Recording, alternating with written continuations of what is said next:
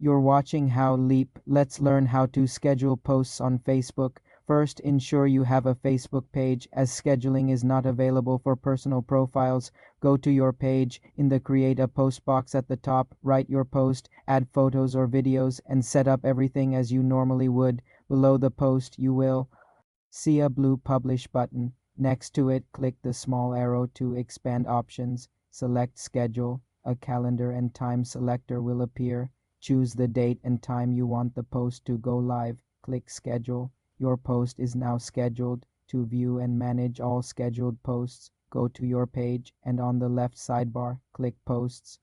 Under Manage Page, here you will see a list of scheduled posts. You can edit the time, publish immediately, or delete them by clicking the three dots next to each post. You can also use Meta Business Suite for more advanced scheduling and cross-posting to Instagram. On mobile, the process is similar in the Facebook Pages app. This feature helps you maintain a consistent posting schedule even when you're busy. Remember, you can schedule posts up to 75 days in advance. For more simple computer tutorials, subscribe to the channel.